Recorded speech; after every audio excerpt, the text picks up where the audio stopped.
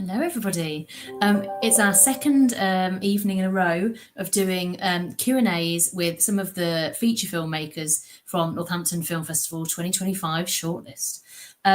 So today we're joined by feature film documentary maker Tim Lovell, who I'm going to bring straight in so I don't just waffle on about many other things, which is what I often do. So yeah, thank you very much for joining us. We're talking about your documentary, She Walks the Line, which is a really, really great film.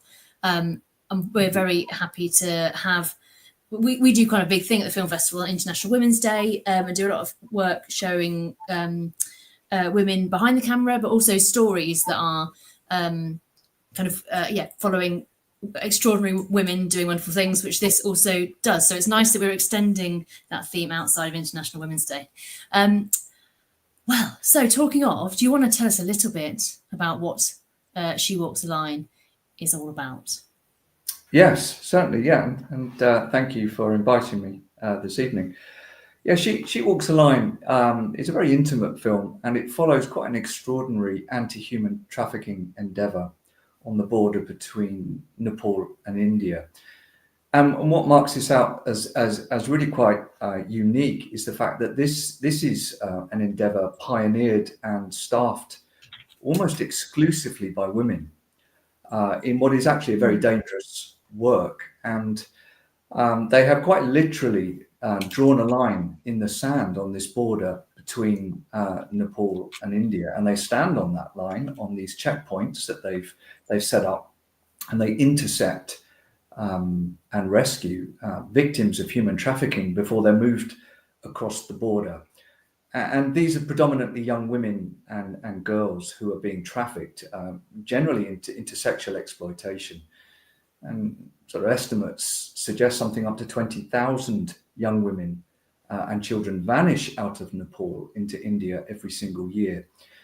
And these women have basically made a stand, and they're saying, you know, enough is enough. We are losing the daughters of our country. We're losing the next generation of mothers. We're losing, you know, our communities are breaking down because the scale of the trafficking. So they have decided to do something about it, and it just struck me. It was an extraordinary story, that alone, but the fact that the women are doing this work in a patriarchal society is another whole layer to the story, because, you know, in Nepal generally, women don't have a voice. They're not listened to. Their opinions don't count for much. They really don't have many rights. Men are dominant through that society and through that culture.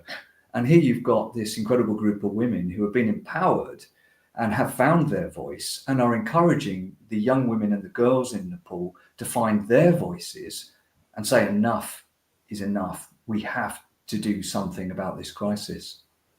Yeah, absolutely. And I think that's what's so powerful about it. And I think, you know, we have a kind of a strand of the film festival which is all about change makers, and, you know, those women totally are. So I mean, how did you come about telling this story? Like, give us a little bit of an insight into you as a filmmaker, and then how you get to be out there in Nepal. Okay, so I started filmmaking as a very young man. I was 19 when I went out on my first shoot. And that was really almost by accident. I got my first job. I got a foot in the door of a small production company.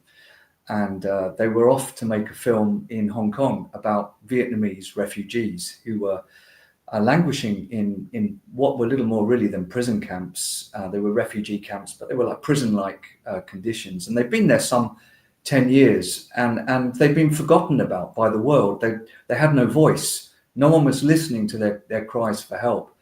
And I managed to go out on this shoot only because their sound recordist, his passport was out of date.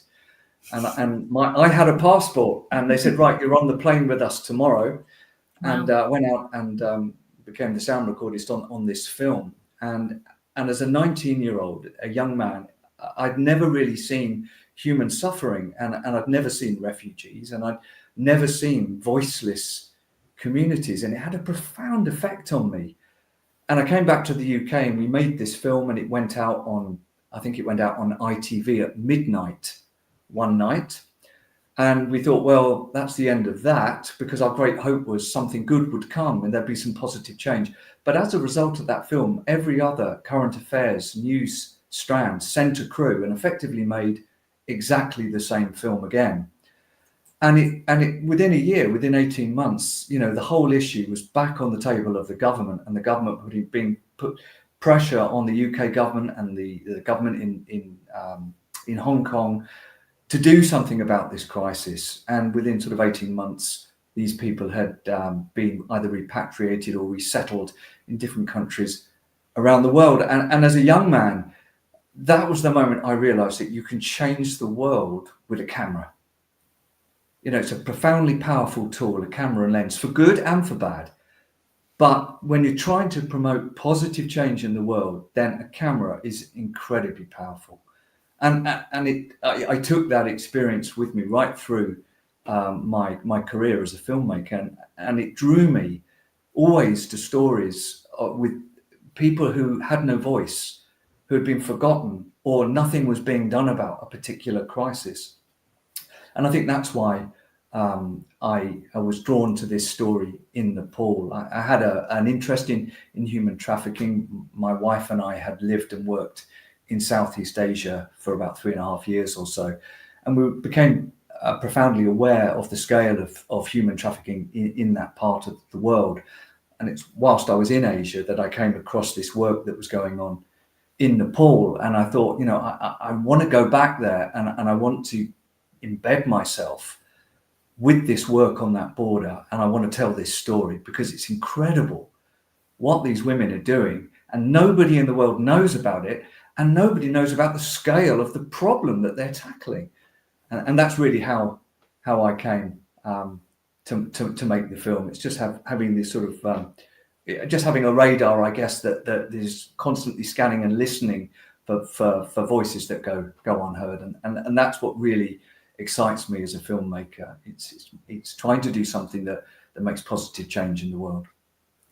Absolutely. And obviously we hope people come and watch the film when we screen it at the film festival, and spread that word even further. But I mean, the film has been to other film festivals. What's its journey been like, and how has it kind of been received?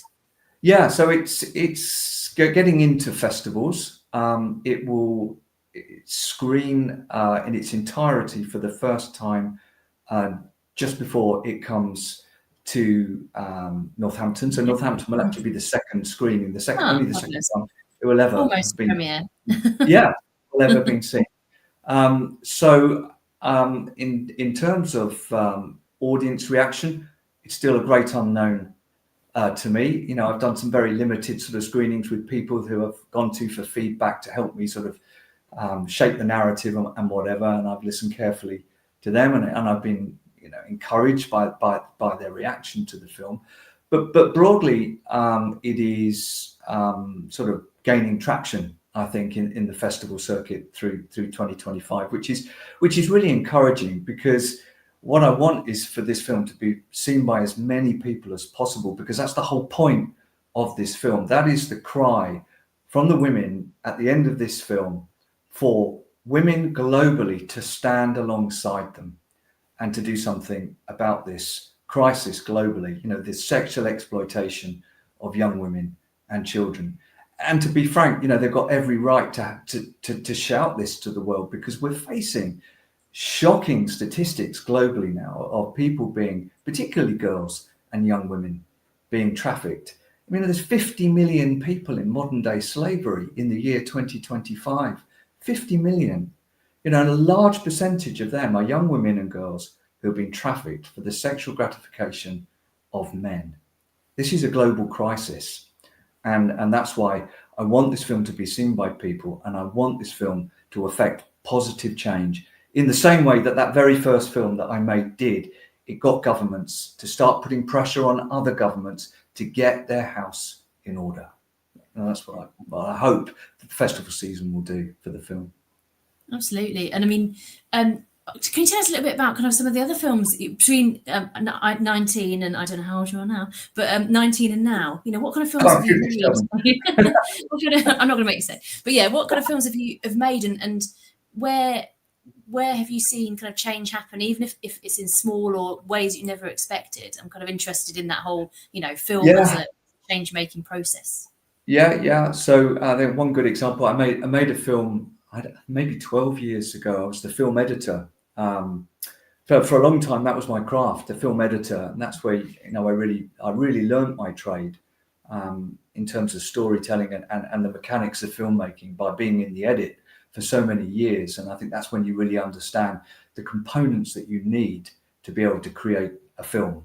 And one of the films I was involved in was a feature documentary called Mugabe and the White African, about the land grabs in Zimbabwe from Mugabe's regime at the time.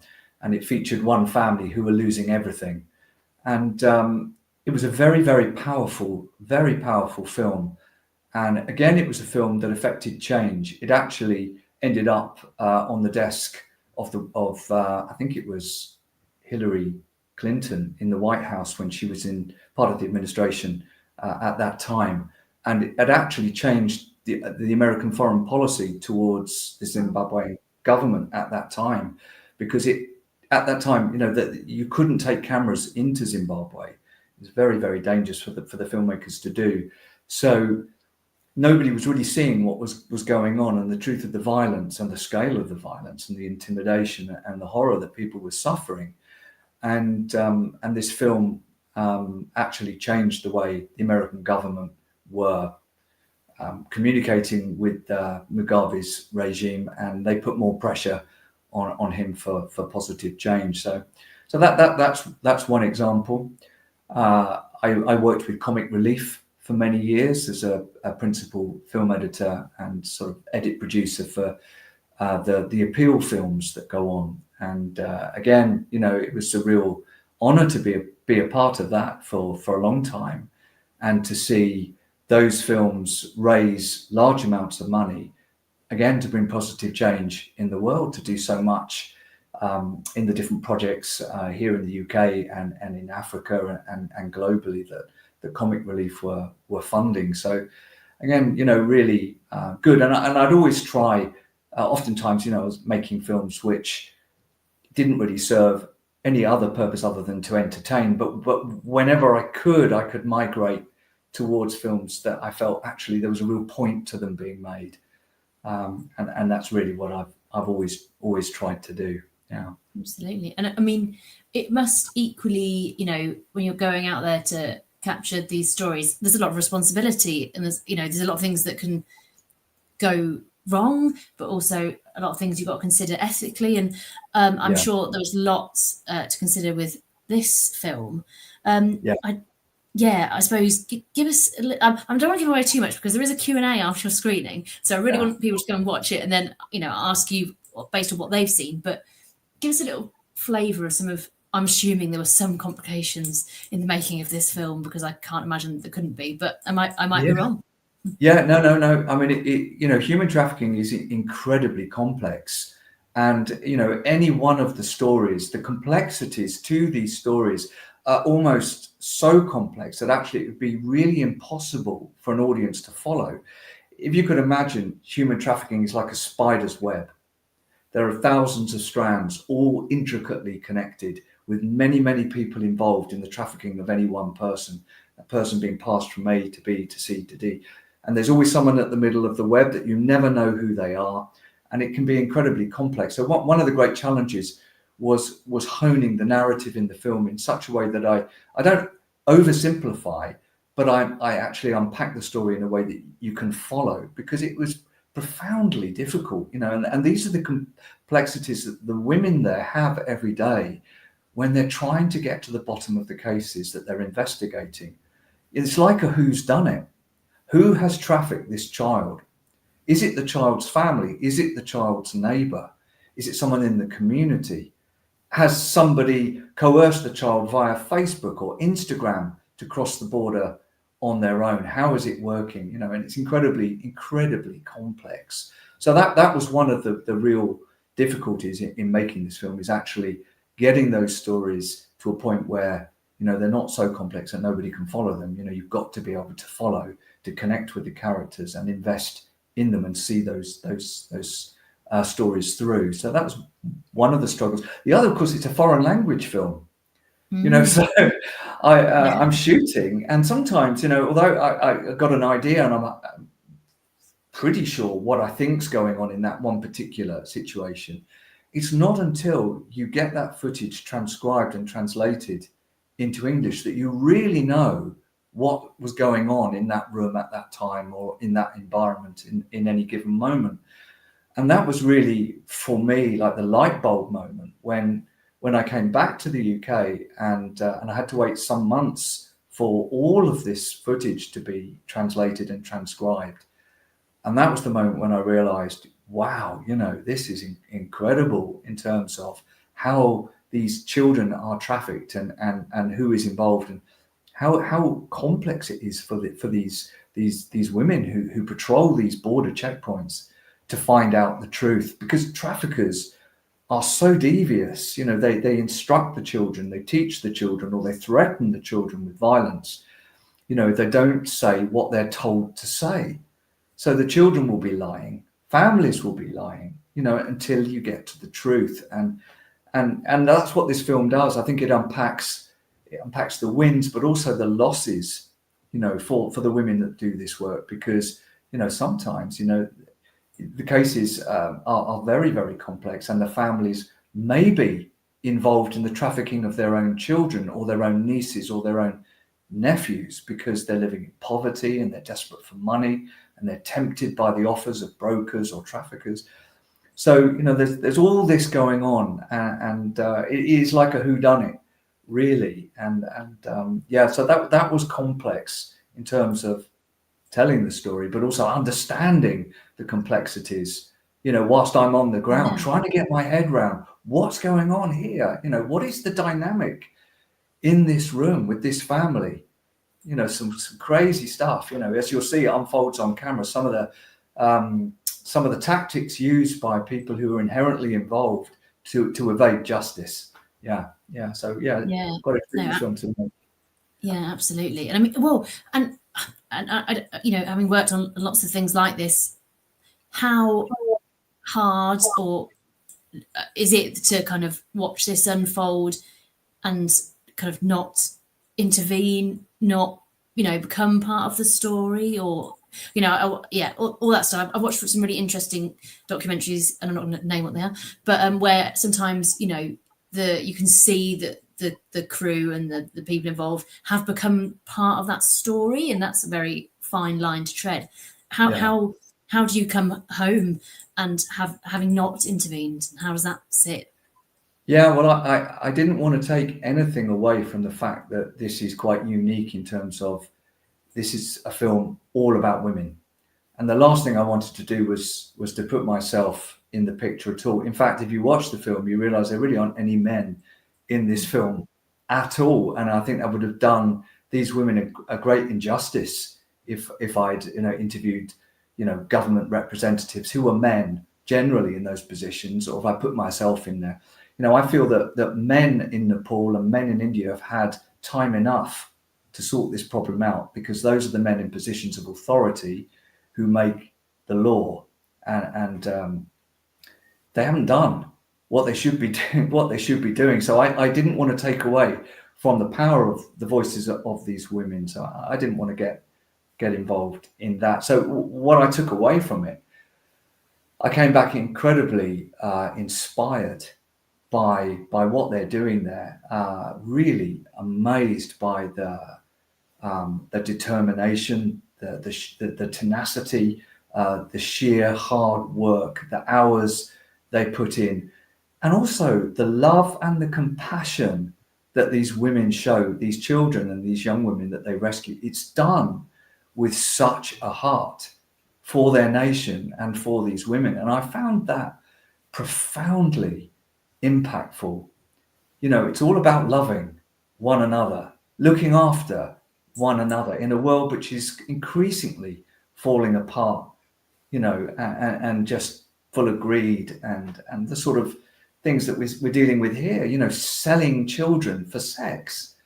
It's just appalling. And what I took away from this is that there is still hope in this world, there are still good people with great hearts doing wonderful, wonderful work. And I hope that this film is a celebration of that, as it is as much as, a call to arms, for us all to do more about the problems of sex trafficking and human trafficking. Yeah, absolutely. Yeah, and I think all of that really comes across. Like you say, you hear only the women, and it's their story. And yeah, it is. I remember when I was watching it when it came through as an entry, and I can't remember what was going on in the world, but it was like, there was something that chimed with a situation that's going on somewhere else in terms of how women and children were being treated. And I thought, oh, cool, how topical. And then I watched it again recently, and it was like, oh, hang on, that chimes with that. I know, okay, it's because it's a story, we keep seeing in lots of different environments around the world all the time. So it's unfortunately, feels like it's going to remain topical for quite some time. But so I mean, I'm going to ask you one last question, just generally about. We have actually quite a few quite young filmmakers involved in this year's film festival who are making their own documentaries. And I just wonder if you've got some kind of words of advice for those filmmakers out there that are wanting to make impactful documentaries. Your top tips, if you will. Okay, I think what I'd say to anyone starting out is don't get sidetracked by your kit. Don't think that the better the camera, the better the film, the more equipment that you carry, the better chance you've got of making a great film. You can make a fantastic film with a poor camera and a shoddy lens because it's about storytelling.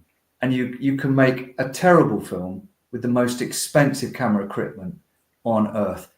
So my advice would be spend time in edit suites. If it's not even your film, beg someone to sit in and watch editing as much as you can, because that is where you will learn the mechanics of filmmaking.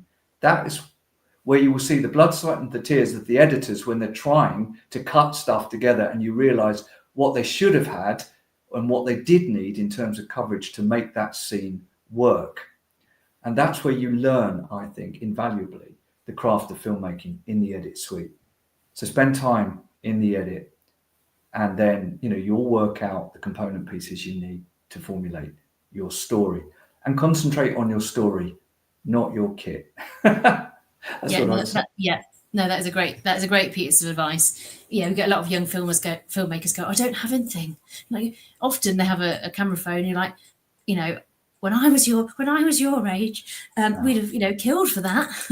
So yeah. I mean, when I travel, like for this film, my whole filmmaking kit went in my backpack that could go in the whole luggage.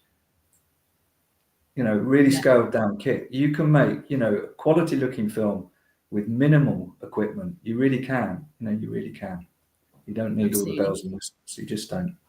No, and I always say that the best documentaries, yes, they document a story, they document a thing that some people have an interest in, but the best documentaries actually show you why these stories matter to the world, even if you don't necessarily have an intrinsic interest in that thing. And I absolutely think that, She Walks the Line, for something that is such a horrendous situation, as you say, I came out pretty inspired, and feeling empowered, and also kind of going, okay, they're doing some brilliant things. What can I do next? Which won't be half as impactful as what they're doing, but what can I take from this? So thank you very much, Tim. And obviously, you were joining us after the screening of the film to take people's questions, and I'm really interested to see what that discussion is going to be like in the cinema on that night. So thank you very much, Tim. It's been an absolute pleasure. Thank you for your time. Thank you. Appreciate it. So that's it, everybody. If you'd like to come and see the film, She Walks the Line, head to northamptonfilmfestival.co.uk. You can click on the festival tab, which will take you to the schedule. It's Wednesday, 12th of March, 5:30 p.m. at Northampton Filmhouse, which is attached to the Royal Derngate Theatre. Hopefully, we will see you all then with your comments. And I promise you, a very thought-provoking and inspiring evening. Thank you very much, everyone.